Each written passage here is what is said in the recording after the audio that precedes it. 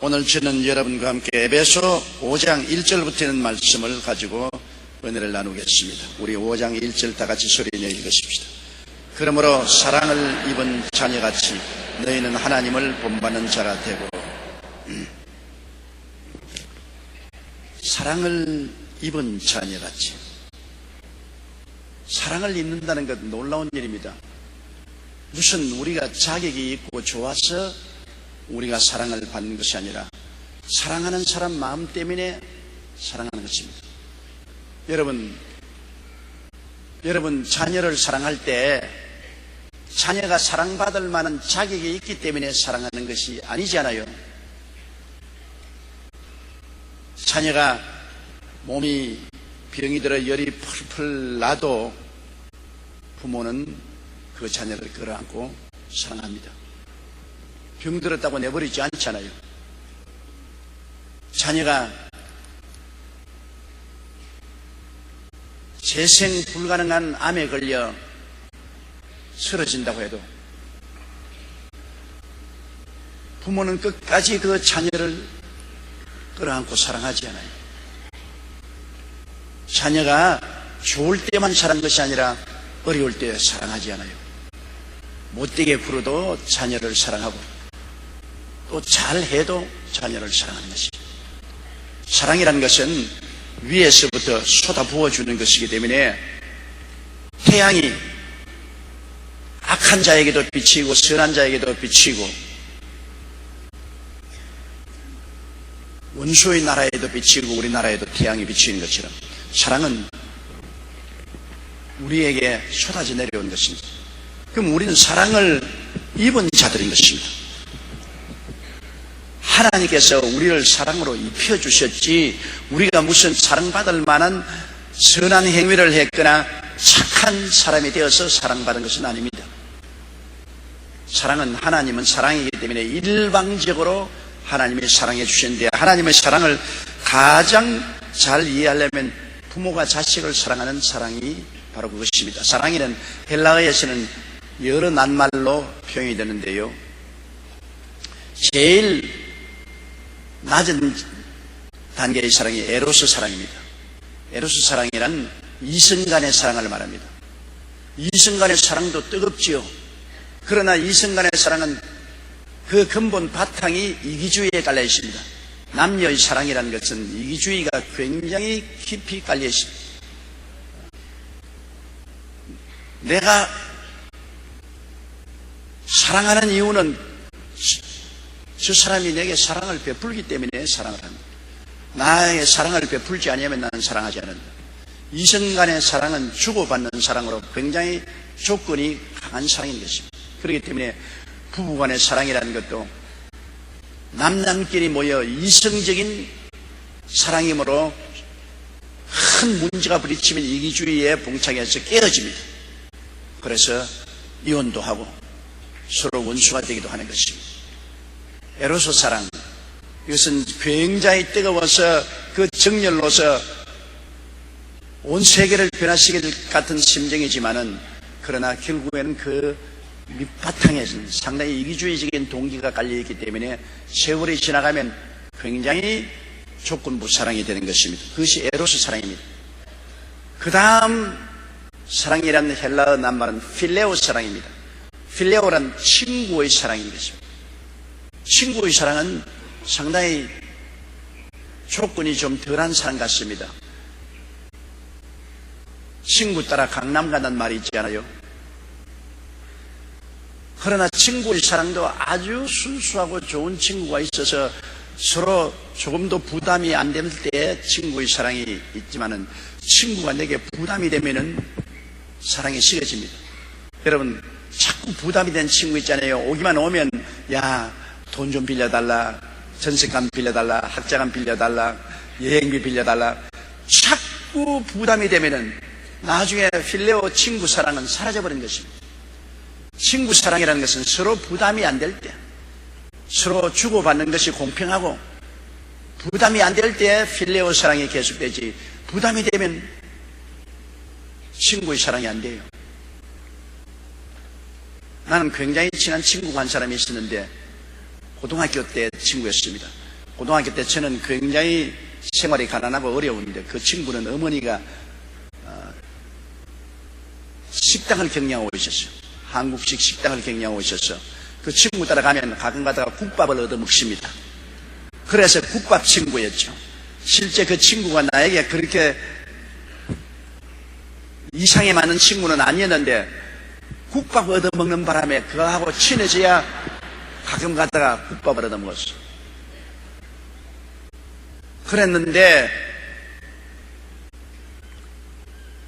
이 세상에 공짜가 절대 없는 것은 내가 이제 서울에 와서 수대문에서 목회할 때인데 그 친구가 찾아와가지고서 야, 너 참 과거에 얼마나 우리 서로 좋은 친구였냐. 그런데 내가 간이 들컥 내려앉습니다. 내가 국밥 얻어먹은 거 배상하라고 오는가 보다. 왜냐하면 과거에 얼마나 친했느냐는 것을 덜 추워내는 거 보니까 내게 부담이 될 것 같아요. 그런데 하는 말이 뭐냐면 우리 집 사람이 애를 낳았는데 산문가에서 병원비를 지불하지 못하고 볼모로 잡혀있다. 그러니 자냐고 나하고 얼마나 가까운 친구 아니냐. 내가 친구를 두고 어딜 가겠느냐. 날 좀 도와다오. 그래서 참 내 속으로 국밥값 톡톡히 내네. 이 세상에 공짜가 어디 있노? 받은 대로 갚아줘야지. 그때 저희 삼도 수대문에 있을 때 굉장히 어려웠지만은 있는 힘을 다해서 그 부인이 산문가에서 나올 수 있도록 경비를 조달해 주었습니다. 그런데 얼마 있지 않다가 또 나를 찾아왔어요. 또 찾아와서 야, 이 세상에 사람 많아도 친구는 단 한 사람밖에 없다. 그러게 야, 이 자식이 또 뭘 요청하러 왔냐. 야, 이 조목사 참 신의가 있는 친구고 얼마나 좋은 친구인지 모르겠다. 그러더니 한 말이면 우리 전셋집에서 쫓겨나게 되었으니 전셋값을 좀 해달라 그래. 그때 내 친구라는 그 두 글자가 마음에 싹 사라집니다. 야, 이 사람아, 나도 전세 사는 형편에 너에게 어떻게 내 전세값을 주를, 내 집을 전세값을 뽑아가지고 너 주고 나는 길거리 앉으란 말인가. 내가 너에게 과거에 국밥 얻어먹은 것은 사실이다. 그래서 내가 너희 집사람이 아기 낳고 산부인과에 퇴원을 못할 때 나도 빚내가면서 돈을 갚아주었는데 야, 한두 번이지. 또한 전세값까지 나보고 내라 그래. 우리 오늘부터 친구 그만하자. 고등학교 때 어릴 때 친구, 그때 친구지. 지금 와서 이렇게 부담이 되면 어떻게 친구가 되면 그만하자. 그러고 난 다음에 그와 나의 친구를 거친 적이 있습니다. 왜? 부담이 안 돼야 친구가 되죠. 그러므로 친구를 많이 사귀는 사람은 귀찮은 일이 많이 생깁니다. 왜? 친구를 많이 생기면 많은 부담을 맡게 된 것입니다. 친구는 한두 사람이 있든지 한 사람만 있는 게 좋아요. 진짜로 친한 친구는요. 친하면 서로 부담이 안 되도록 하는 것이 오래 친구가 되는 거죠. 필레오 사랑이라는 것도 역시 부담이 안 돼야 친구의 사랑이 되죠. 그 다음 세 번째 헬라 사랑은 스토르케 사랑이었습니다. 이는 부모와 자식 간의 사랑인 것입니다. 이거 굉장히 질긴 사랑입니다. 부모가 자식을 사랑하는 그 사랑은 보통 질기지 않습니다. 이건 내리사랑입니다. 부모는 자식을 위해서 자기 목숨을 내놓는 그런 사랑입니다. 여간 자식이 반발하고 못되게 굴지 않은 이상은 부모와 자식 사랑은 끈끈하게 묶여서 좀처럼 끊어지지 않은데 요사이 세월이 너무 악해지니까 그것도 없어지는 것 같아요. 왜냐하면 아버지 사랑보다 어머니 사랑이 훨씬 더 깊어요.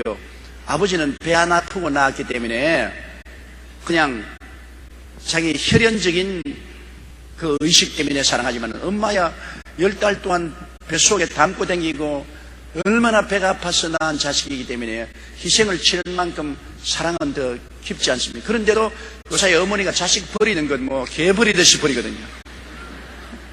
자식 낳아서 뭐 쉽게 버리는 거 보니까 야, 요사이 부모 사랑은 자식에 대해서 천륜의 사랑이라 그러는데 천륜도 쉽게 끊어지는구나. 그러한 생각을 하고 마음에 씁쓸한 생각이 생깁니다만, 그래도 오늘날 세상에서 사람이 기대하는 사랑 중에 가장 질긴 사랑이 부모의 사랑이죠. 부모는 항상 자식을 불쌍히 여기고 자식의 허물을 항상 덮습니다. 자식 허물을 벗겨낸 부모 보았습니까? 자식의 허물을 항상 덮고 자식을 늘 감싸고 사람들 앞에 사랑하고 자식에게 도움을 베풀려고 애를 쓰는 것이 부모의 사랑 아닙니까? 시돌게 사랑, 가장 하나님께 가까운 사랑인 것입니다. 그런데 하나님의 사랑은 이 에로스 사랑도 아니고 필레오 사랑도 아니고 시돌게 사랑도 아니고 아가페 사랑입니다. 아가페 사랑이라는 것은 조건 없이 사랑하는 겁니다. 조건 없이 무조건 하고, 죄를 지었음에도 불구하고 못났음에도 불구하고 버림을 받아야 마땅함에도 불구하고 죄 지은 그대로 못난 그대로 빈손 든 그대로 나오면 사랑해주는 조건 없는 사랑이 아가페 사랑이었습니다. 하나님이 우리를 사랑하시는, 하나님이 세상을 이처럼 사랑했다는 것은 아가페 사랑이겠죠. 이 아가페 사랑은 십자가 사랑인 것입니다. 예수님께서 여러분 조건 달고 십자가에 올라왔습니까?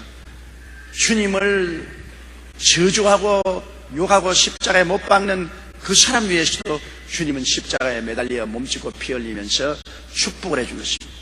주님께서는 우리에게 조건부 사랑이 아니라 무조건적인 사랑, 상방향형의 사랑이 아니라 일방적인 사랑이었습니다. 네가 사랑해 주니 사랑하는 것이 아니라 일방적으로 주님이 사랑해 주신 것입니다. 십자가의 사랑은 하나님이 그리스도를 통해서 우리에게 일방적으로 사랑해 주신 것입니다. 반역하고 거역하고 지옥으로 가는 사람들을 향해서 십자가를 통해 주님이 손을 내미시고 수고하고 무거운 짐진 자들은 다 내게로 오라. 내게로 오면 내가 쉬게 해주겠다고 일방적인 사랑을 베풀어 주는 것이 십자가의 사랑인 것입니다. 그러므로 오늘날 우리가 이 어려운 세대에 언제나 믿고 의지할 수 있는 사랑이 이 아가페 사랑이겠습니다. 여러분, 세상 사랑은 계속해서 용서해 줄 수는 없습니다. 베드로가 내가 내게 범죄한 사람을 7번 용서하면 충분합니까? 모르니까 예수님이 죄를 짓고 회개하고 나오고들랑 7번씩 70번이라도 용서해줘라. 질질이 49. 하루에도 490번이라도 용서해줘라. 회개하고 사랑을 구하면서 나오는 사람은 하나님이 끝없는 용서, 한없는 사랑을 베풀어 주라는 것입니다. 그러한 사랑이 아니면 우리가 여러분 살아나갈 수가 없습니다. 우리가 얼마나 죄를 많이 짓습니까? 하루에도 수없이 죄를 많이 짓고 우리 죄가 머리털보다 많은데 끝없는 용서가 아니고는 우리가 살아나갈 수 없습니다. 그리스도 안에 있는 하나님의 사랑은 끝없는 용서와 끝없는 사랑인 것입니다. 그러한 사랑 때문에 우리가 다시 회개하고 일어날 수 있고 다시 돌이킬 수가 있고 다시 새로 사람이 될 수가 있는 것입니다. 사랑만이 우리를 회개시키고 부활시키고 변화시키는 것입니다. 여러분, 사랑이 아니고 율법적으로 나오면 사람은 회개하지 않습니다. 사람은 변명합니다. 부부간에도 서로 허물을 덮어주면 마음에 찡해지고 회개합니다. 그러나 부부간에라도 서로 자꾸 허물을 덜쳐내면 적대 감정을 가져야 되고 변명을 하게 됩니다. 부인이 남편의 허물을 자꾸 덜쳐내면 남편이 그 허물을 덜쳐내는 율법적인 판단을 듣고 회개할 것 같지만 회개 절대 안 합니다. 남편의 잘못을 자꾸 지적하면 변명하고 대적하죠. 또 남편이 부인 보고 너 이것 잘못했다 저것 잘못했다 하면은 회개할 줄 아는데 여러분, 사람을 판단하면은 회개하지 않고 방어 본능이 생겨서 변명합니다. 변명하고 대적하는 것입니다. 그러나 용서와 사랑을 베풀어주면 내가 분명히 잘못한 거 자기가 알거든. 그것을 아는데도 불구하고 그를 덮어주고 용서해주고 사랑해주면 회개를 하게 됩니다. 마음에 깨어집니다. 야, 이거 내가 참 잘못했는데 이것을 용서하고 사랑해주니 내가 바로 돼야 되겠다. 회개하는 것입니다.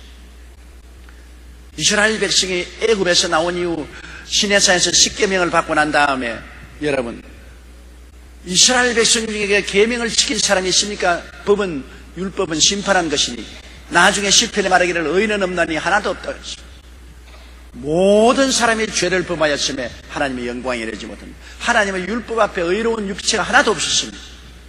왜? 율법은 우리를 자꾸 벗기기 때문에 위선자를 만듭니다. 안 벗기려고 거짓말하고 위선자를 만들죠. 그러나 사랑은 스스로 고백하게 만듭니다. 예수님의 십자가 달려서 우리를 꾸짖나요? 안 꾸짖습니다. 예수님은 우리를 꾸짖지 않고 수고하고 무거운 짐자다 내게로 오라고 하는데 주님 앞에 나와서 전부 자기 지은 죄를 스스로 입으로 고백을 합니다. 그리스도의 사랑의 감복에서 감출 것 없이 싹 벗어놓고 가슴을 터놓고 주님 앞에 회개하고 자복합니다. 사랑의 그 위대한 힘, 사랑에 따르는 용서의 위대한 힘 때문에 나는 용서받고 사랑받고 새 사람이 되겠다는 의욕이 생기게 만들고 스스로 죄악의 옷을 벗고 가슴을 파헤쳐놓고 주님 앞에 고백하고 자복하게 만든 것입니다. 이 세상을 변화시킬 수 있는 것은 사랑과 용서와 화해입니다. 오늘날 우리 한국 사회가 왜 서로 이렇게 물고 찢고 싸웁니까? 한국 사회가 사랑의 사회가 되지 않고 율법적인 사회가 되어서 전부 갈라져 있습니다. 동서가 갈라지고 남북이 갈라지고 계층 간의 부자와 가난한 사람이 갈라지고 사용자와 노동자가 갈라지고 나이 많은 사람과 젊은 사람 갈라지고 편가르게 합니다. 편이 갈라지면은 내 편을 옹호하고 다른 편은 율법으로 심판합니다. 나는 자꾸 이렇게 위선적으로 가리우고 남은 자꾸 허물을 덜치워냅니다. 남의 옷 벗기기 운동을. 우리 한국 사회는 지금 뻘거벗기기 운동을 하고 있습니다. 뻘거벗기기 운동입니다. 신문을 봐도 밤낮 서로 뻘거벗기기 운동, 방송을 들어도 서로 빨가벗기기 운동, 항상 서로 상처 입히기, 서로 전부 우리 한국 민족들이 갈려져가 지금 손톱을 갈고 있어요. 뾰족하게. 어떻게 하면 손톱을 더 뾰족하게 가느냐. 그래가 싹 핥히고 싹 핥히고 상처투성이를 만듭니다. 그리고 진흙 던지게 하고 있습니다. 내가 한 주먹 진흙 들고 때리치면 또 저쪽에서 주먹 한 줌 들고서 때리치고 온 민족 전체가 흑판이 되어 있어요.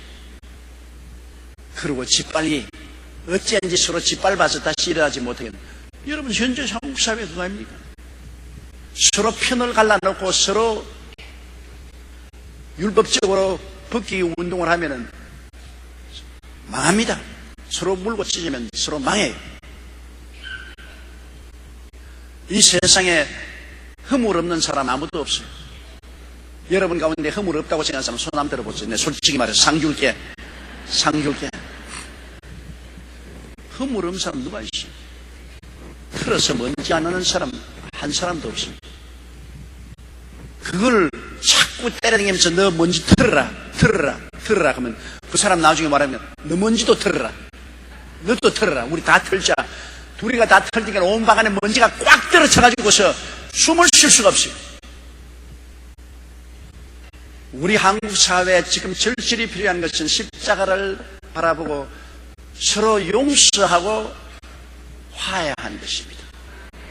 여러분, 사랑을 통해서 용서와 화해가 없이는 이 사회가 살아갈 수가 없어요. 이렇게 냉정해져서야 어떻게 살겠습니까? 훈훈한 기운이 있어야 되지 않습니까? 찬바람이 내리불면 나무잎도 떨어지고 꽃들도 다 시들어지고 생명체가 다 사라지지 않습니까? 훈훈한 봄 기운이 오면은 모든 산천 초목이 다 살아나고 잎이 살아나고 생명이 살아나지 않아요. 사랑의 온기가 있어야 되는 것입니다. 사랑의 온기. 가정의 행복도 여러분 사랑의 온기가 있어야지. 가정에 권위와 율법만 딱 써가지고서 권위주의로 율법주의로 심판하고 판단만 하면 설한 북풍이 불어서 온 가정이 겨울판이 됩니다. 무슨 생명이 있어요?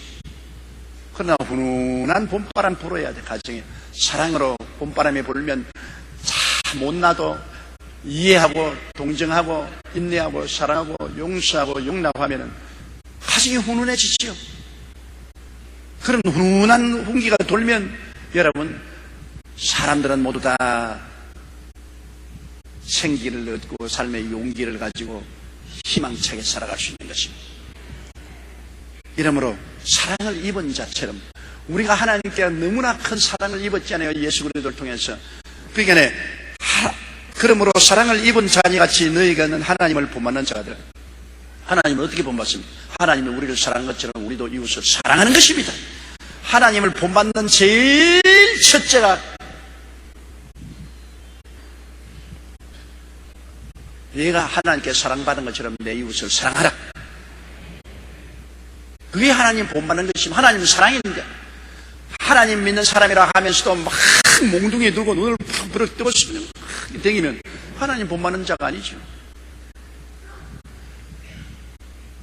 하나님의 사랑을 입었으면 우리도 두 팔을 벌리고서 사랑해. 사랑하는 사람이 언제나 손해봅니다. 여러분, 그건 알아야 돼요. 내가 왜 사랑을 하는데 이렇게 상처를 입은, 여러분, 사랑하면 손해봐요. 하나님이 세상을 이처럼 사랑하셔서 얼마나 손해봤습니까? 아들을 세상에 내주는 손해를 봤습니다. 예수님이 우리를 이처럼 사랑하셔서 얼마나 손해봤습니까? 십자가를 걸머지고 몸짓고 피 흘린 손해를 봤습니다. 사랑하면 손해봐요.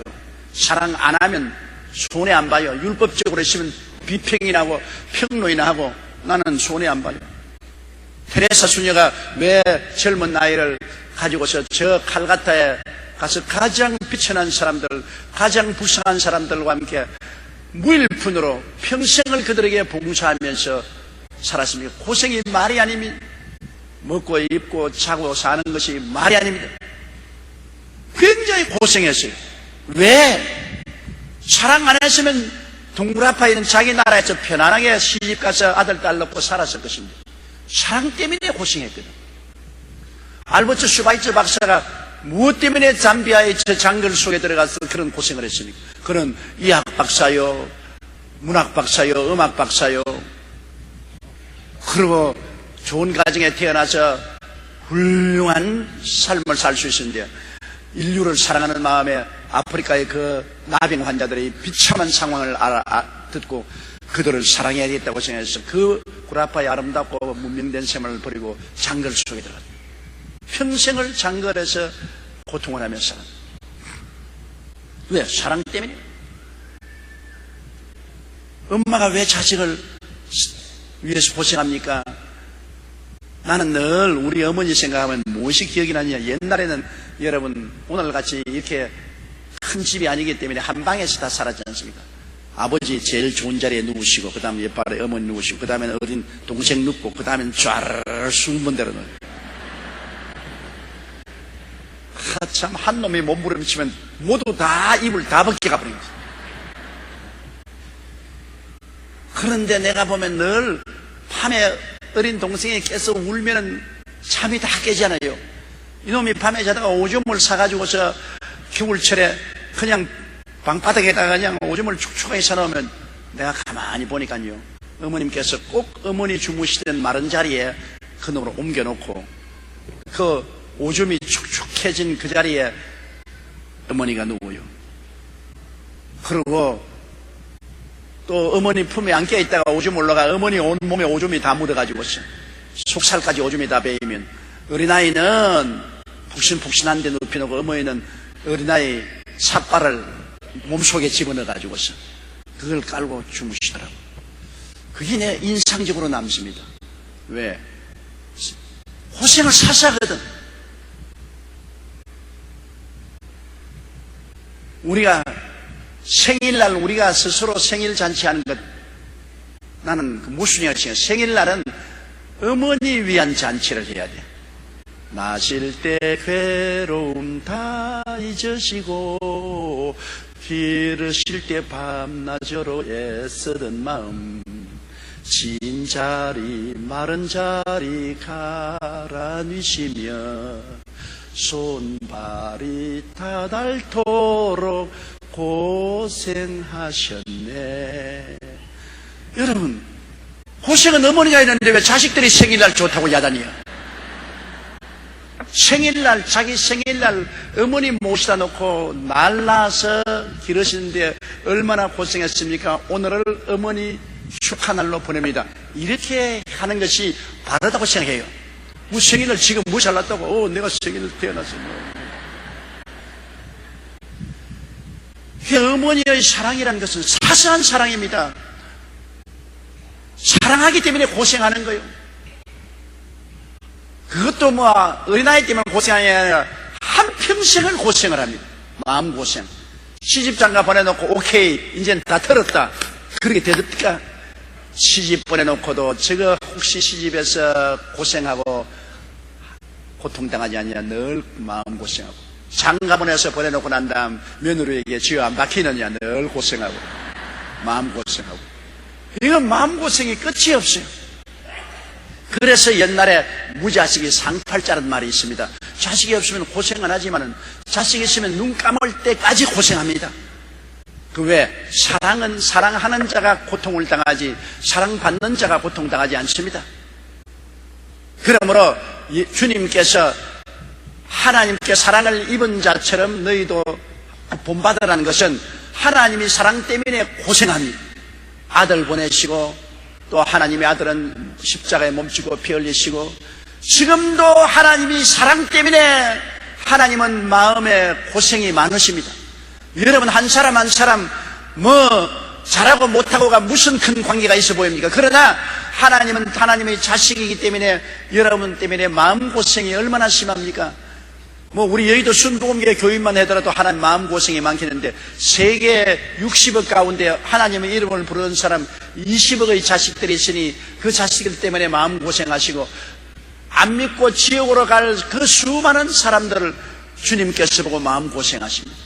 하나님의 마음고생이 얼마나 심한지 몰라요. 왜? 사랑하기 때문에. 사랑하지 않으면 마음고생할 필요 어디 있어요? 그러므로 아유 내가 뭐 사랑을 그렇게 해주는데 사랑에 대해서 저렇게 반역하고 오히려 사랑을 원수로 갚는데 내가 왜 해? 내가 너무나 마음이 고통스럽고 괴롭다. 그래요? 사랑하면 고통을 당해, 괴로워요. 그러나 하나님을 본받는 사랑을 하게 되면, 마음의 고통을 받으면 그 대가로 뭘 주느냐? 부활의 영광을 주시는 것입니다. 여러분 예수 그리스도께서 부활하셔서 하나님 영광의 보좌 우편에 앉은 것처럼 내가 사랑함으로 마음의 고통을 당하는 자는 거기에 주님께서 비례해서 부활의 은총과 영광을 주시는 것입니다.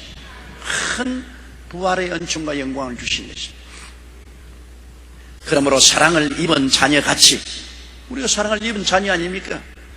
너희는 하나님을 본받는 자가 되고, 하나님을 본받는 것은 사랑하는 것입니다. 따라 말씀, 하나님을 본받는 것은 이웃을 사랑하는 것이다. 할래요 안 할래요?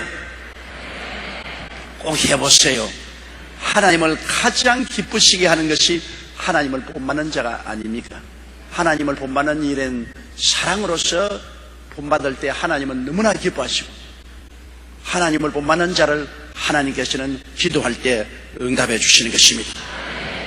2절요. 그리스도께서 너희를 사랑하신 것 같이 너희도 사랑 가운데서 행하라. 그는 우리를 위하여 자신을 버리사 향기로운 제물과 생축으로 하나님께 드리셨느니라. 지금까지 제가 말한 것이 바로 그 말 아닙니까? 하나님을 본받는 것은 즉 그리스도께서 너희를 사랑한 것 같이 너희도 사랑 가운데서 행하라. 예수님은 우리를 위하여 자신을 버려서 향기로운 제물과 생축으로 하는 것. 생축이란 짐승인데, 여러분 이스라엘 백성이 죄를 지었을 때 짐승으로 제물 드렸잖아요. 속죄 제물, 하나님 앞에 인간이 지은 원죄를 속죄 제물 받아서 짐승을 잡아 피 흘려가고, 그 다음에는 속건 제물, 허물의 제물. 우리가 하나님 앞에 허물 지고 인간에게 허물을 지었을 때 그에 대한 것으로 속건 제물 드리고, 그 다음 번제물, 우리가 항상 그 번제물은 이스라엘 백성이 불완전하기 때문에 매일같이 하나님의 은혜를 구하는 번제물, 그 다음에는 화목제물, 감사제물, 이러한 제물을 늘 드리는데 예수님은 그 통째 제물이 다 되었습니다. 속죄제물이 되시고 속건제물이 되시고 번제물이 되시고 화목제물이 되시고 감사제물이 되시고 통째 제물이다 해서 생축같이 짐승자마들이같이 하나님 앞에 우리의 제물이 되었습니다. 우리를 위해서 희생 제물이 되었습니다.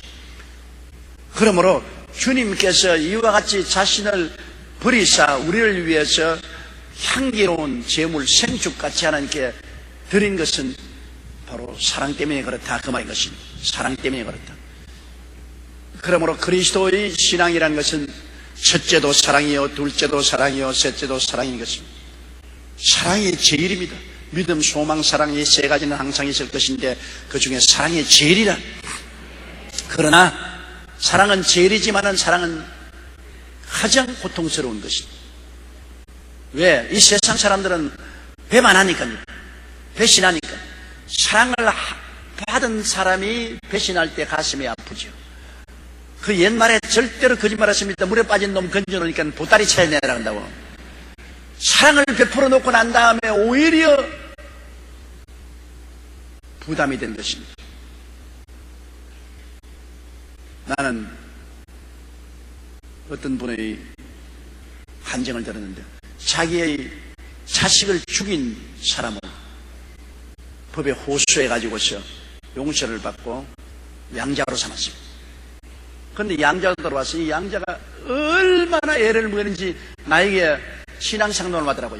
자식을 죽인 자식 놈을 양자로 받아들였는데 이 양자가 너무너무 괴롭혀요. 왜냐면 내가 이 집에 양자 아니냐 그러니까 이것도 해달라 저것도 해달라 차 사달라 뭐 이거 해달라 저저 뭐래준다니까 그럼 왜 나 양자 왜 삼았냐? 왜 내가 양자 삼아달라 그러냐?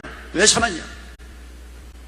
그래서 그 양자의 어머니가 내게 와서 눈물을 흘리면서 목사님 너무나 사랑하는 것이 괴롭습니다.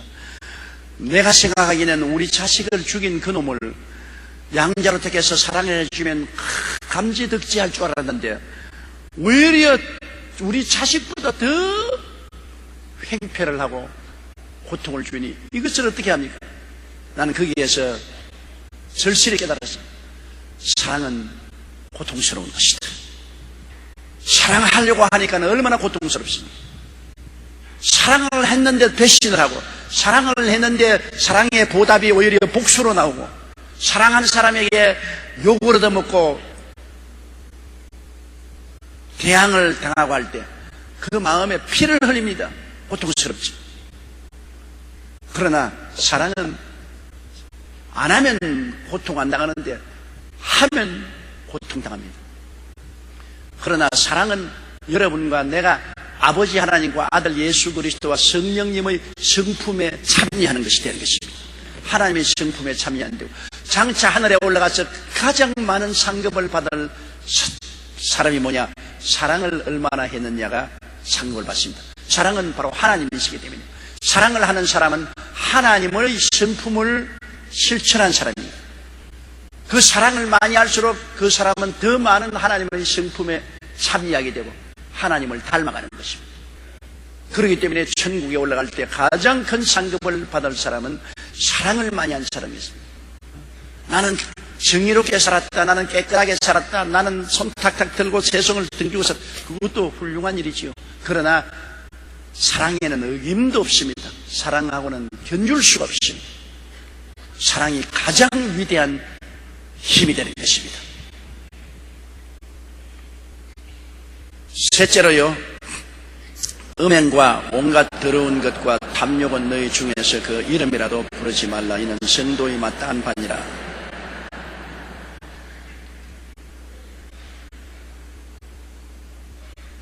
여러분, 사람들이 목욕탕에 가서 목욕하고 난 다음에 옷을 갈아입을 때 되게 가만히 보세요. 옷을 활활 텁니다. 목욕을 안 할 때는 옷을 털지 않고 그냥 있는데 목욕하고 난 다음에는 자기가 조금 전에 벗은 옷인데 탁탁탁 틀어서 입어요. 우리 자매님들은 어떻게 하냐면 우리 남자 목욕탕에 가면은 남자들이 꼭 옷 입을 때 팬티를 탁탁탁 틀어가지고 그동안에 그 장속에 넣어놓은 옷이 먼지가 묻은 것도 아닌데 자기가 몸을 물에서 씻고 닦고 깨끗하게 하니까 본능적으로 옷은 털어서 입습니다. 본능적으로. 나가 깨끗하니까 입은 조금 전에 안 깨끗할 때 입은 옷은 내가 털어야 되겠다. 그처럼 사람은 본능적으로 죄인으로 있을 때는 회개 안 해요. 까짓건 죄 한 번 지거나 두 번 지거나 지옥 운목에 가나 아랫목에 가나 똑같다 그러면서 그냥 마음대로 죄를 짓고 살지만은 예수를 믿고 보혈로 씻음받고 눈물을 흘리고 죄를 통회하고 잡아간 사람은 옷을 터는 것처럼 마음을 틉니다. 예수를 믿게 되면 마음을 털어요. 마음을 터는 것이 바로 옷을 터는 것입니다. 마음을 터는 것이 죄를 회개하는 것입니다. 예수 믿으면 회개하게 돼요. 회개 안 하라 해도 예수 그리스도를 믿고 나면 주 거룩하신 그 은총에 감화 감동이 되어서 깨끗해야지, 마음을 털어야지. 그러고 난 다음에 회개를 하게 돼요. 그때부터는 자꾸 이제는 마음을 털게 돼요. 내가 예수 믿고 교회에 와서 예배 드리게 되면 한 주일 동안 세상에서 먼지 묻은 마음을 또 털고, 또 가정 예배 볼 때도 또 털고, 우리 장로님들 기도하는 것 얘기에 대해서 가만히 들으면 모든 장로님들이 기도할 때마다 털어요. 알고 지은 죄 모르고 지은 죄를 용서하여 주시옵소서. 한 주일 동안에 주의 뜻대로 못 사는 죄를 용서하여 주시옵소서. 예수 안 믿으시면 그렇게 자꾸 비굴한 소리 할 필요 없어요. 그런데 장로님들이 언제나 기도 순서가 돼서 기도만 하면 마음을 터는 것부터 먼저 합니다. 그건 왜냐? 하나님 앞에 서면은 내가 얼마나 더러운 것이 드러나기 때문에 털어야 돼. 베드로가 밤이 맞도록 그물을 던져도 고기를 못 잡았습니다. 그러나 예수님이 그 배에 올라타셔서 빌리고 말씀을 전하고 난 다음에 베드로에게 깊은 곳에 가서 그물을 던지라고 할 때도 베드로는 심상하게 배를 지어서 예수님 모시고 깊은 곳에 가서 그물을 던지니까 애운 곳이 많아 그물이 찢어질 판입니다. 그때 베드로가 한 일을 여러분 보세요. 주님께 엎드려서 주여 나는 죄인이 나를 떠나소서라고 하십니다. 그전에까지는 예수님을 분상한 그냥 선생으로 알았어요. 선생으로 알았는데 주님이 그물을 내리라는 것이 그물을 내리니까 고기가 너무나 많이 애워져서 그물이 찢어질 정도가 됐습니다. 왜냐하면 해가 뜨고 난 다음에 갈릴리 호수에서는 깊은 데에 가서 그물 던져서 고기 잡히는 법이 없어요. 해가 뜨면 벌써 고기는 바닥으로 내려가기 때문에 그물을 내려서는 고기 못 잡아요. 그런데도 얼마나 고기가 많이 애워졌는지 그물이 찢어지니까 하나님이시구나. 예수님이 보통 선생이 아니라 하나님의 보내신 분이구나. 하나님이라는 것을 알기 위해서 하나님은 얼마나 거룩하고 깨끗하고 장엄합니까? 그게 비해서 자기의 생애가 얼마나 더럽습니까? 사람은 자기가 더러운 그대로 있을 때는 더러운 줄 모르는데 깨끗한 거하고 비교하면 더러워집니다. 언제 빗질합니까? 거울 들여다보면 빗질해요. 거울 보게 되면 머리가 막 산발이 되었다, 산발이 되든 말든 알지 못하고 있어요.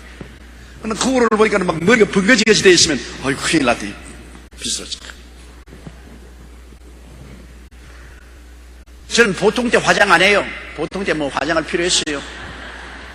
그런데 강단에 올라오기 전에 사무실에서 거울을 반드시 보는데 보면 아유 내가 그냥 여기도 빨갛고 여기도 빨갛고 그냥 여기도 빨간 나이 먹으니까 가망딱지도 많고 그래서 할 수 없이 분발한다고 착착착착착. 거울을 안 보면 안 발라요. 거울을 안 보는데 내가 어떻게 생긴지 내가 모르니까 안 바르지만 거울을 보고 난 다음에 내가 어떠한 모습으로 보이니까 할 수 없이 바르죠. 우리가 세상에 살 때는 온 세상이 똑같이 새 속에 흘러가고 세상 죄악이기 때문에 너나 나나 별 다를 것 없냐고 그렇게 자기의 더러움에 충격을 안 느끼지만은 교회 와서 예수를 믿고 하나님 앞에 서게 되면 흠도 없고 점도 없고 지극히 의롭고 거룩하시고 영광스러우신 하나님 앞에 서게 되면 내가 너무나 더럽다 말이야. 너무나 더러워. 그러니까 어떻게 해야 되겠습니까? 회개하는 도리밖에 없죠. 마음을 털고 씻는 것입니다. 예수 안 믿는 사람이 여러분 지옥 하나님이 강제로 지옥 보내는 거 아닙니다. 그들이 하나님 앞에 서게 될 때 얼마나 부패하고 부정하고 더럽기 때문에 하나님의 그 영광의 빛 앞에 설 수가 없어요. 아무리 천당 오락해도 안 갑니다. 천당이 지옥보다 더 괴롭습니다. 그 하나님의 의로운 광렬한 빛 앞에 그들이 그 더럽고 추악한 모습으로 설 수 없으니까 스스로 지옥까지 하나님이 지옥 보내나요? 그러나 예수 그리스도의 보혈로 씻은 사람은 예수의 피는 우리의 일생을 완전히 싹 씻어버린 것입니다.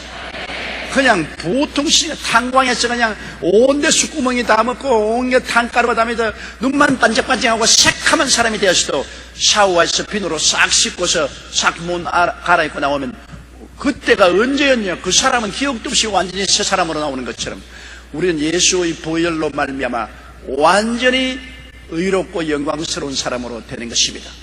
나의 죄를 씻기는 예수의 피밖에 없네. 다시 선케하기도 예수의 피밖에 없네. 여러분, 예수의 피는 우리를 완전히 정결케 하는 것입니다. 죄의 흔적도 없고, 의롭다는 것은 죄를 한 번도 안 지은 상태를 말합니다. 완전히 죄를 한 번도 안 지은 것처럼 의롭게 만들어줍니다. 그렇기 때문에 예수 믿고 보혈을 의지한 사람은 나중에 하나님 앞에 서게 될 때 조금도 부끄러움이 없습니다. 꿀릴 것이 없습니다. 그러니까 가슴 펴고 당당하게 천당으로 들어가는 겁니다. 당당하게 천당에 들어가죠. 예수님의 보혈의 능력으로. 그렇기 때문에 보혈의 힘이 얼마나 크다는 것을 우리가 알아야 되는 것입니다. 우리의 의로운 행위로 절대로 안 됩니다. 선한 행위로, 착한 행위로 하나님 앞에 설 수 없습니다. 그것은 누더기 걸친 것과 한 가지입니다. 보혈! 첫째도 보혈, 둘째도 보혈, 셋째도 보혈. 예수 그리스도의 보혈을 의지하지 않고는 하나님 앞에 설 수가 없습니다. 보혈을 의지하면 정하고 정하게 되는 우리가 되는 것입니다. 그러므로 예수님의 보혈을 의지하고 우리가 정하게 되었으니 그 다음에는 더러운 것이 붙으면 털어버려야죠. 음행과 온갖 더러운 것과 탐욕 같은 것이 우리 예수 믿는 사람들 속에 적합하지 않지 않아요. 아주 이질감을 느끼지 않아요.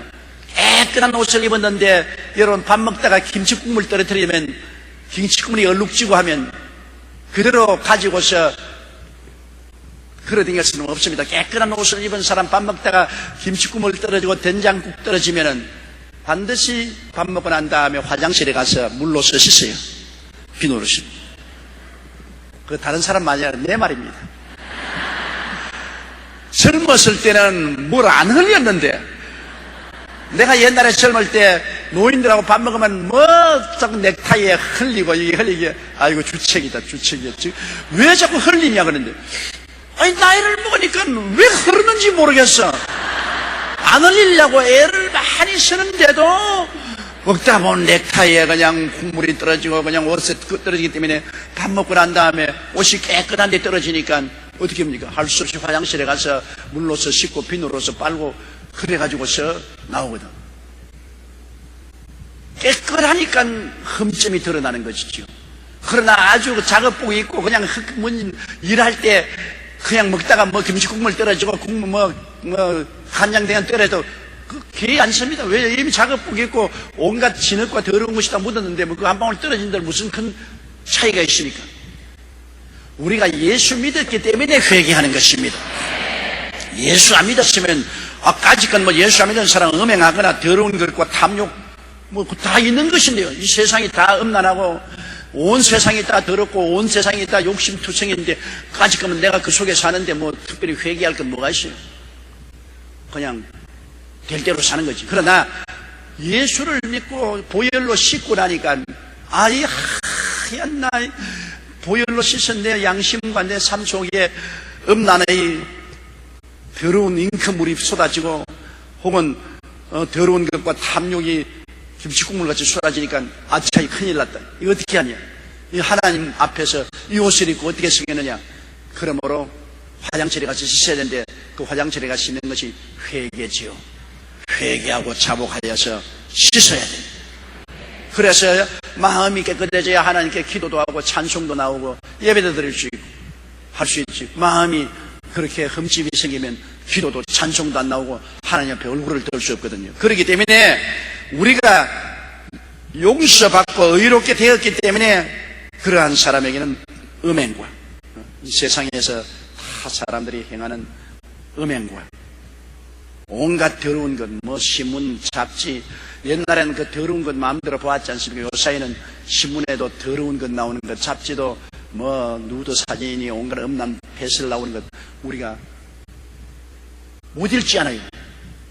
읽고 나가면, 그런 거 읽으면 아주 더러운 것 먹은 것 같아서 영혼이 꾸역질이 나잖아요. 그러나 세상은 음행이 꽉 들어차고 온갖 더러운 것, 그리고 탐욕, 이 세상에 모두 다 욕심으로 살잖아요. 이러한 것이 우리 성도들에게는 흠점이 되기 때문에 우리가 이것을 항상 털어버리고 씻어버리고 깨끗하게 하는 것입니다. 이런 세상에 살기 때문에 이러한 것이 물들지 않는다는 것은 절대로 아닙니다. 세상에 사니까 이런 것이 우리에게 다 묻어와요. 우리가 가면 친구들하고 만약에 사귀고 세상에 사귀면 음행도 묻어오고 더러운 것도 묻어오고 탐욕도 들어와서 욕심도 생겨나고 그래요. 나는 옛 이야기해 보니까 한 형제간에 굉장히 인정이 있어서 형님 먼저 아우 먼저 하고서 그냥 사랑하던 두 형제가 있었는데 둘이가 같이 산에 나무하러 갔다가 금덩어리 2개를 발견했어. 금덩어리 1개를 발견했어. 그래 그걸 너무 좋아가지고서 그걸 짜게 해가지고서 아우가 가지고 형이 반 가지고 둘이가 산에서 내려오다가 갑자기 호숫가에 왔는데 아우가 그 금덩어리를 손에 들고 호수에 던져버려. 훅 넣어. 아이고 이 사람아, 팔자를 고칠 만한 금덩어리를 호수에 던지다니 이런 일이 있느냐. 그러니까 아우하면 형님, 우리가 지금까지 형님하고 얼마나 인정 있게 살았습니까? 근데 오늘 금덩어리를 반을 나누어서 오니까 가지고 내려오면서 그만 형제간 사랑보다 금을 더 사랑하게 되고 형의 금도 내가 빼앗으면 좋겠다.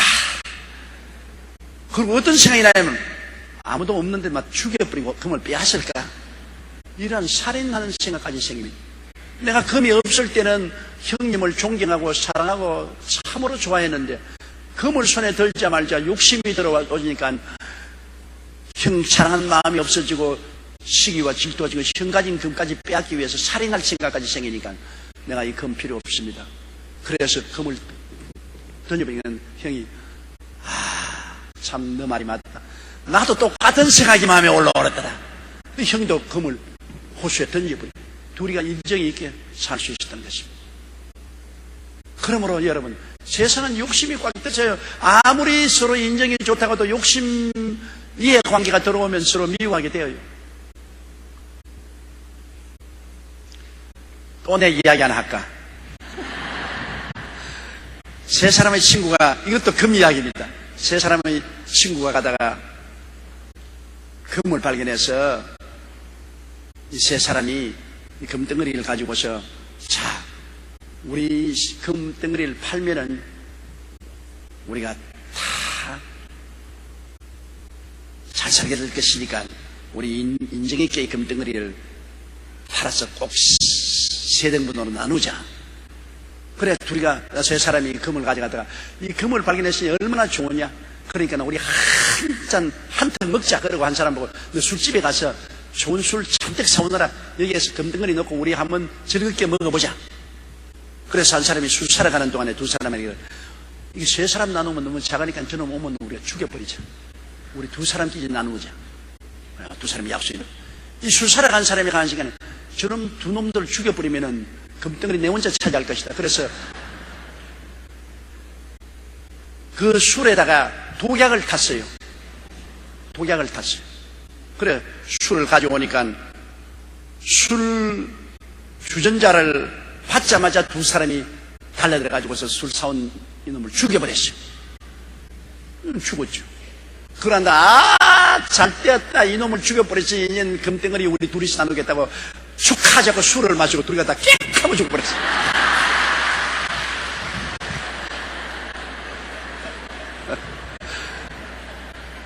결국 욕심이 생기니까 다 죽어버렸어. 다 죽어버렸어. 욕심이 잉태한 적 죄를 낳고 죄가 장성한 적 사망을 낳느니라. 욕심 들어오면 반드시 죄가 들어와요. 그건 막 그렇게 되어 있어. 욕심은 죄가 들어오는 고속도로인 것이 욕심이 있고 죄가 안 들어올 턱이 없이 욕심이 잉태하면 죄를 낳고 죄가 장성하면 사망을 낳기 때문에 우리가 세상에 사니까 끊임없이 음행도 들어오고 더러운 것도 들어오고 욕심도 들어와요. 탐욕이 들어와요. 그렇기 때문에 우리 예수 믿는 사람이 가장 위대한 것은 자꾸 씻을 수 있다는 것입니다. 교회에 와서 예수 그리스도 앞에서 회개하고 씻을 수 있다. 만일 우리가 우리 죄를 자백하면 저는 미쁘시고 이로우사 우리 죄를 사시며 모든 불의의 소리를 깨끗게 해주신다. 아무리 노동장에서 몸이 더러워도 샤워를 자꾸 하면 좋은데 샤워를 하지 않으면 때가 자꾸 묻어서 나중에는 피부가 때가 피부인지 모르게 되지 않아요.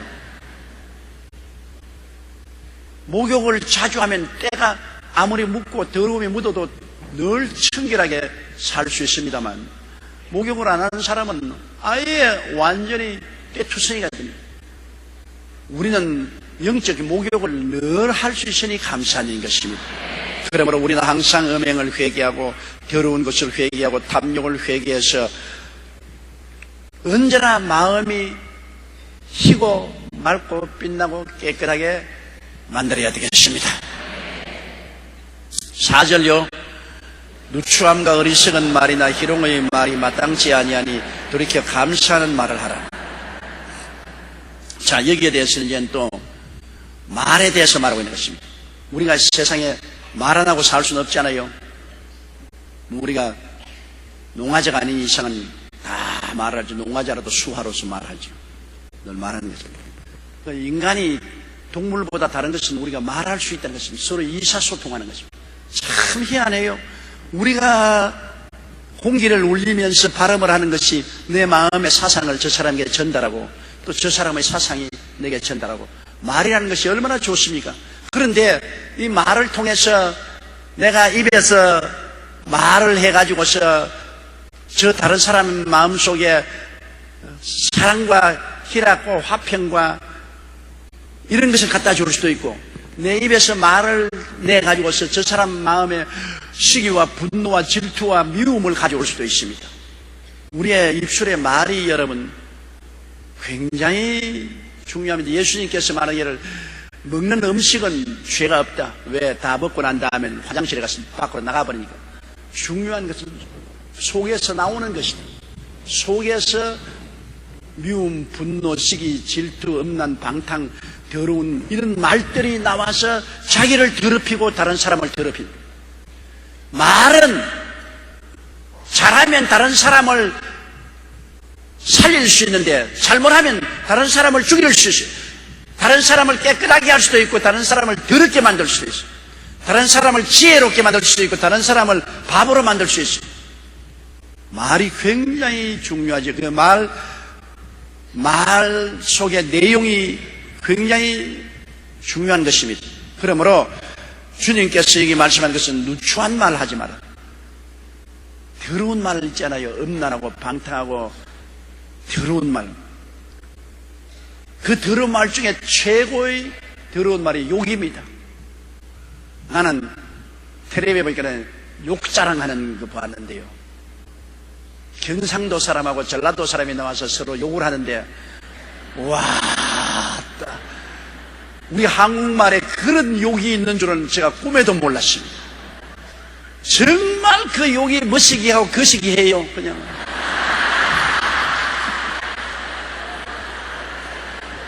말로도 할 수 없어요.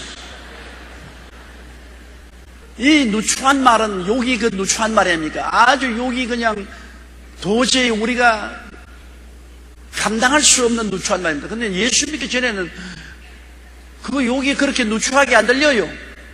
그냥 그 욕을 듣기도 하고 또 그 욕을 아무 의미 없이 욕을 하기도 했는데 예수를 믿고 난 다음에 생각하니까 몸서리칩니다.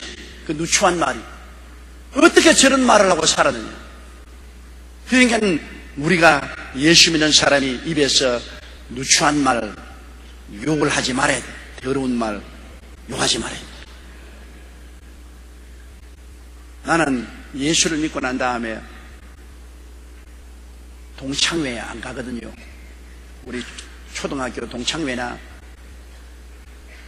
그냥 고등학교 동창들 모이는 곳에 가면은 이 사람들 같이 있다가 술 한잔 들어가면은 전부 다 이 자식, 저 자식, 이 새끼, 저 새끼입니다, 그냥.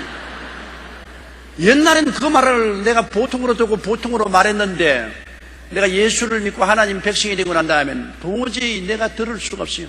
야, 이 새끼야, 이 자식아. 그게 어떻게 그냥 그런 말을 그냥 막 해. 그 다음에는 아주 쌍말이 나오고, 더러운 말이 나오고, 그리고 더러운 말이 나오고, 재밌다고 깔깔거리고 웃고, 그 다음에는 집에 들어오면 온 마음이 진흙탕에 들어온 같이 끄급하고 더럽습니다. 그래서 그냥 목욕을 안 하면 안 되기 때문에 회개하는 목욕을 하고 하나님 앞에 잡아가고 보혈로 씻어달라고 기도하고 그래야 마음이 깨끗해요. 그리고 더러운 말은 언제나 그 뒤에 더러운 귀신이 따라다닙니다. 더러운 귀신이 더러운 말하고 짝짝꿍이기 때문에 더러운 말을 하면 더러운 귀신이 같이 와서 더 더럽게 만들어요. 그래서 더러운 말을 듣기나 말하고 난 다음에 기도하려면 마음이 끄급하고 기도가 안 나오는 이유는 더러운 귀신에게 눌리기 때문인 것입니다.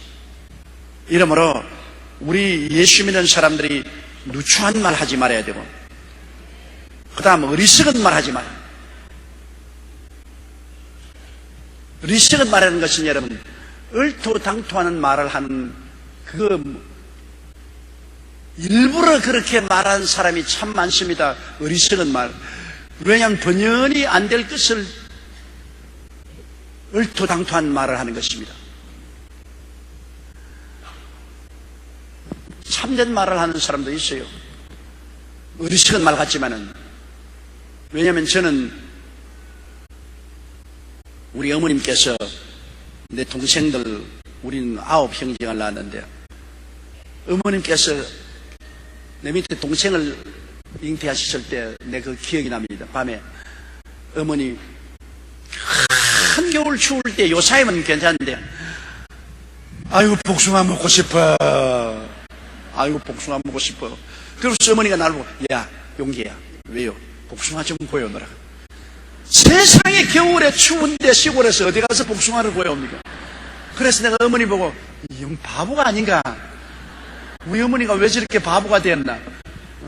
그때 나는 어린애에 가지면 자꾸 무엇이 먹고 싶다는 것을 몰랐거든요. 어머니가 자꾸 한겨울에 밤중에 나보고 복숭아 구해오라 하니까 우리 어머니가 영 바보구나. 엄마 어디서 복숭아를 겨울에 구했단 말이야. 바보 같은 소리 하지 마라.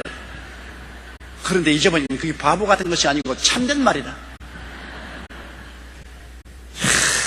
또 어머님께서 우리 동생을 여러 간 가지니까 동생 가질 때마다 음식이 달라지더라고요. 또 다른 동생 하나를 가졌을 때는 뼈다귀만 잡수던 뼈다귀만, 명태도 가와서 살은 다 빼버리고 명태 뼈다귀만 가지고서 뼈다귀를 이렇게 두들겨 가지고서 그 뼈다귀만 씹으시는 거예요. 생선도 고기는 다 빼놓고 난 다음에 뼈다귀만 씹는 거예요. 그거를 그냥 안 되니까 망치로 때려 가지고서 뼈다귀만 그래서 와, 어머니 또 바보 됐구나. 완전히 그 살점은 다 빼놓고 난 다음에 뼈다귀만 넣어 잡수시니까 그 이빨이 아파가지고서 고생을 했습니다. 이제 알고 보니까 그게 바보 같은 말이 아니라 칼슘이 부족했어. 어린애 뼈 만든다고 엄마가 칼슘을 잡수는 거예요. 우리가 잘못 알면은 어리석은 말 가지만 그거는 진짜 말인데, 그런 진짜가 아니고 영천치 바보 같은 소리 하는 사람이 있습니다. 앉아가지고서, 야, 나 큰 집 한 채 사고 벤츠 타고 아름다운 아가씨하고 살면 좋겠다. 그 말, 지가 그게 될 만한 말을 하면 좋은데, 학교 나와서 취직도 못하고 들어누워가지고서 수염도 안 갖고 있으면서 들어누워가지고서 좋은 집 사가지고 벤츠 타고 그냥 이쁜 여자하고 아주 놀면서 살면 좋겠다 그러면 그 부모가 들을 때, 야, 이 바보 천치 같은 놈아, 정신이나 차리고 직장이나 가더라. 어리석은 말을, 그런 어리석은 말을 왜 해요? 이 세상에 실현 불가능한 쓸데없는 어리석은 말, 우리 예수 믿는 사람이 하지 말아야 돼요. 허풍 떨지 말아야 돼요. 그런 어리석은 말 하지 마땅치 않다. 추한 말도 안 좋거니와 어리석은 말도 하지. 참되고 실현성 있는 말을 해야지. 그 어리석은 말을 왜 합니까? 그리고 희롱의 말은, 여러분, 희롱의 말은 남을 조롱하는 말입니다. 유모와도 일종의 희롱의 말 같지만, 유모와는 사람을 정상적으로 웃기려고 하는 말이지만, 희롱의 말은 다른 사람을 모욕하고 멸시하고 짓밟으려는 내용을 가지고 있는 희롱의 말을 하는 것입니다. 저는 어릴 때부터 희롱의 말 때문에 많이 시달렸기 때문에 희롱의 말이 얼마나 나쁜지, 저희 할아버님께서 일찍이 부모를 잃고 소년 시절로부터 교육도 못 받고 제가 사는 경상남도 울주군 삼남면 교동리로 오셔서, 그래서 그곳에서 열심히 노동하고 일해가지고서 당대에 그때 천식군이 되었었어요. 당대에 천석을 하셨으니까 대단히 교육도 없고 배경도 없고 아무것도 없어요. 그렇기 때문에 요사이 말로 짠돌이가 되었습니다. 뭐 절대로 남에게 나누어 먹지도 아니하고 남에게 주지도 아니하고, 그것을 뭐 남에가 아니라 이웃 사람에게도 그렇게 했어요. 우리 할아버님께서 어릴 때 내가 할아버님하고 같이 살았는데, 할아버님께서, 저는 그때 예수님을 때니까 할아버님이 너 나중에 커서 술 먹을 때 술 친구들이 많이 오면은 돈이 손해가 난다. 그러니까 가만히 술집에 들어가서 얘 보고 아무도 없으면 빠지고 그냥 나와야 돼. 사람이 있으면 절대 들어가지 마라. 사람 없을 때 앞뒤로 살펴보고 난 다음에 없을 때 가서 한 잔 빨리 마시고 나와. 짠돌이입니다. 짠돌이. 우리 할머니가 늘 말하기를 쌀을 안 줘서 배가 너무 고파가지고서 은양에는 미나리가 많았어. 그 미나리 논에 가서 미나리를 잔뜩 가져와가지고서 밥은 없으니까 미나리를 된장을 갖다 놓고 미나리만 잡수셨. 그 할머님이 눈물을 흘리면서 그 얘기하는데, 요사이 들어보니까 그 굉장히 건강식을 하셨어. 그 미나리 생식을 그냥 했으니 얼마나 건강식을 하셨습니까? 그러나 그때는 밥을 못 잡수고 그렇게 했으니까 그랬죠. 우리 할머님은 신학교 은혜로운 분이고, 우리 할아버지는 율법적인 분인데, 우리 할머니하고 할아버지하고 둘이가 서로 안 맞아서 싸움을 많이 하셨어요. 60, 70이 넘으셨는데도 부부 싸움을 많이 하더라고요. 그럼 나는 할아버지 편도 못 들고 할머니 편도 못 들고 두 어른이 싸움만 나면은 구석에 가서 일하는 뭉클이가 앉아있어요.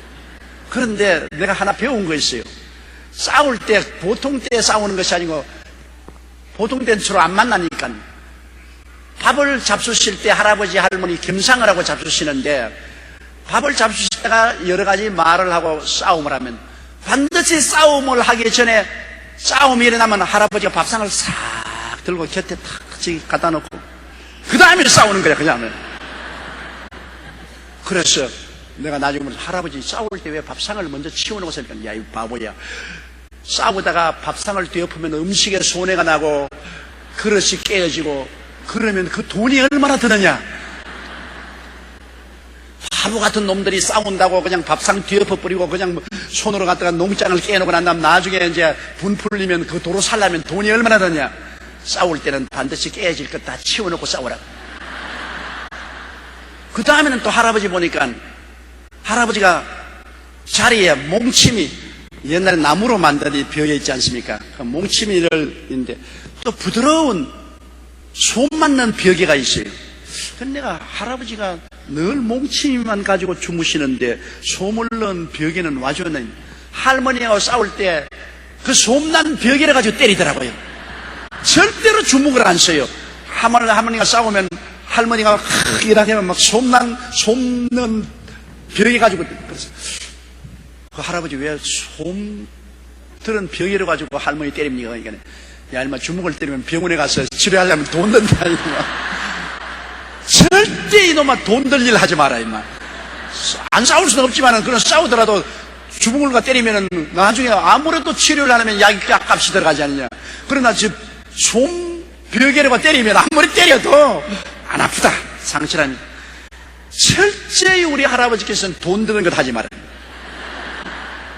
모든 것에 돈 안 들게 하라. 그러니까 우리 그 동리에 무슨 소문이 났냐면 짠돌이를 그때 경상도 말은 갈배기라 그랬습니다. 갈배기. 짠돌이라고 갈배기라는. 학교 갔다 오면 날 보고서 사람들이 조갈배기 손자 간다. 조갈배기 손자 간다. 그러니까 또 애들 또 날만 따라오면 조갈배기 손자, 조갈배기 손자. 정말로 너무너무 속이 상했어요. 나는 그때 우리 할아버지가 왜 갈배기가 됐냐. 할아버지 때문에 손자까지 못 살겠다. 그런데 그때 사람들이 나를 보고 말한 것은 희롱의 말입니다. 나에게 고통을 주기 위해서. 그래서 난 시장터에서 자꾸 내가 지나가면 조갈배기 손자 간다고. 우리 할아버지가 큰 부자였었으니까, 내가 부잣집 손자니까 조갈배기 손자 간다, 조갈배기 손자. 그래서 큰 길로 못 다니고 뒷길로 다녔어요. 뒷길로 사람 안 보는데. 희롱의 말이 굉장히 마음이 괴롭습니다. 유머로 사용하는 건 좋지만은 희롱의 말은 아주 나쁘잖아요. 그럼 유머로 쓰는 것은, 내가 우리 성도집에 신방을 가니까 우리 이제 지역장님이 오늘 조용기 목사님이 오셔서 용기를 많이 얻었습니다. 용기를 많이 얻었습니다. 내가 잘못 생각하면 고약하게 생각이 되는 지역장님이 저런 말은. 그러나 그거는 희롱의 말이 아니고 유머의 말입니다.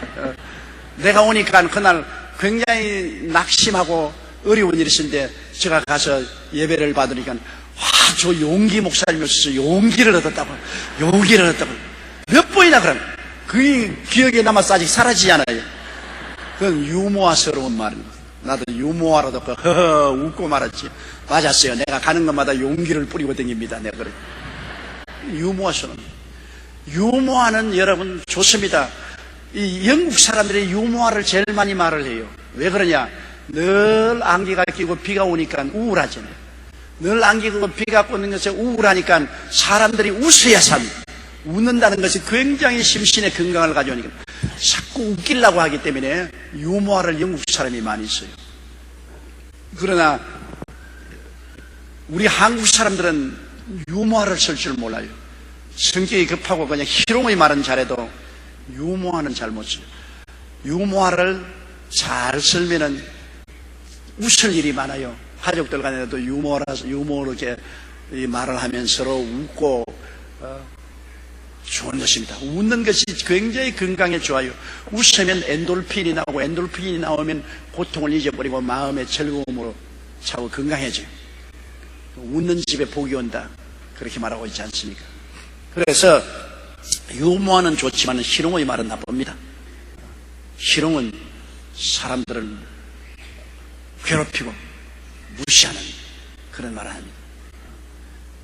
우리 여의도 순복음교회 지금은 안 그렇지만 옛날에는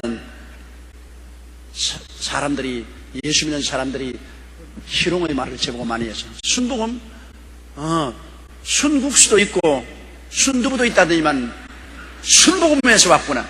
이 희롱하려고 하는 거든. 우리가 어떻게 순두부요?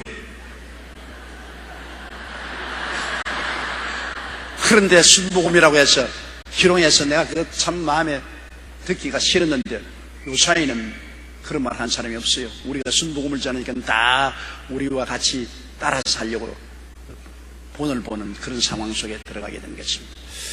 그래서 우리는 이 땅에 살면서 우리 행동에는 음행과 온갖 더러운 것과 탐욕을 제하고 우리의 입으로 말할 때는 누추한 말이나 바보천치 같은 어리석은 말이나 희롱의 말이 마땅치 않으니 이런 것 하지 말고 오히려 긍정적으로 감사하는 말을 많이 하라. 감사하는 말. 하나님께 감사하고 우리 서로가 다 우리는 의지하고 살지 않아요. 내 혼자 못 살잖아요. 그러니까 서로에게 우리가 의지하고 은혜를 입은 것을 감사로 표현하고 살아요. 감사라는 것은 은혜를 언제나 감사로 표현하는 것입니다. 감사하는 말 얼마나 좋아요. 우리가 사람이 많이 모여 사는 이상은 서로 부딪힐 일이 많은데 여기에 기름을 치는 것이 감사한 것입니다. 이 서양 사람들은 기독교적 영향을 받아서 감사하는 말 굉장히 많이 씁니다. 한 가족 간에 식사할 때도 애들이 어머니가 이 음식을 이렇게 돌리잖아요. 음식이 저기 들어오면 바로 thank you. 그리고 뭐 휴지 하나 내줘도 thank you. 감사하는 말. 서양 사람들이 제일 많이 말하는 말이 thank you, excuse me. 미안합니다. 그저 길거리 갔다가 탁 몸이 부딪혀도 excuse me. 서로 미안합니다. 죄송합니다. 뭐 그렇게 말할 필요도 없는데도 그렇게 해요. excuse me. 그런데 우리 한국 사람이 제일 말하지 않는 것이 미안합니다, 감사합니다 말하니. 아이, 지하철 타다가 그냥 막 받아놓거든. 세상에 미안하다 말 한마디만 하면 딱 예수들 들어갔다가 받아놓고도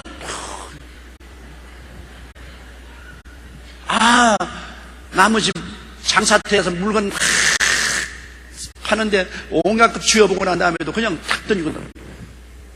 아유, 뭐 물건을 많이 보고도 못 사게 됐어. 미안합니다 그러면 될 건데, 사이도 안 할 것 온 자판을 다 쥐어보고서 미안하다는 말 한마디 하니까 화가 나니까 안 살 것 보기는 왜 봐? 감정이 식이잖아요. 미안하다는 말 한마디. 집에 좀 늦게 돌아오면 부인이 남편 오기를 기다렸다가 속이 상하니까 왜 늦게 들어오냐? 여보 미안해요, 미안해. 오늘 정말 미안해. 오늘 뭘 잔소리가 많아. 남자가 밖에서 이런 일도 있고 저런 일도 있는데 마누라가 집에서 바지 걸고 고약하고 그러면 막 감정이 싹 이렇게 되는 거야. 두고 보자. 미안하다.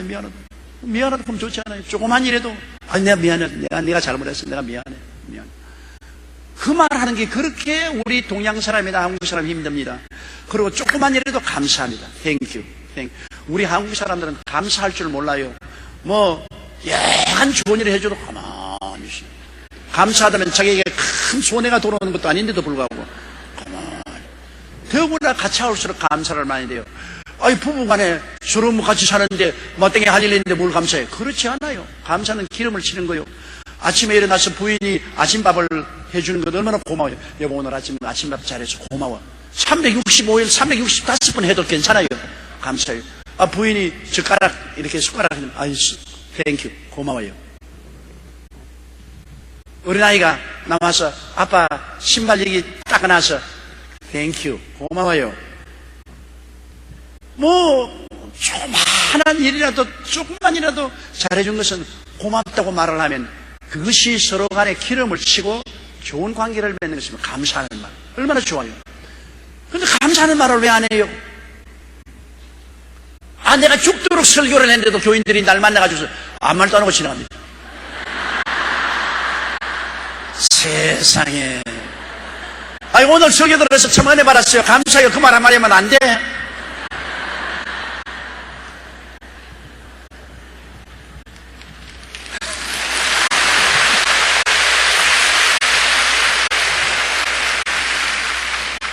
내가 김사만 목사님, 명성교회 김사만 목사님 설교를 늘 주일날 듣는데, 김사만 목사님 설교하고 난 다음에 교인들이 아멘하면 아멘도 안 하네.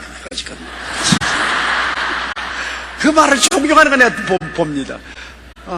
설교를 해도 당신은 감동적인 말을 했는데도 교인들이 아멘하니까 설교도 아멘도 안 하네. 그러니까 교인들이 그때야 아멘. 그것은 엎드려 절박임인 것입니다. 감사하는 것 참 중요하니까 여러분, 내가 여러분께 부탁합니다. 오늘부터 시작해서 여러분 집에 돌아가달랑 남편에게 조그만 일을 부인에게 해줘도 여보 고마워, 감사해. 이게 왜 주책이야? 그것도 감사해.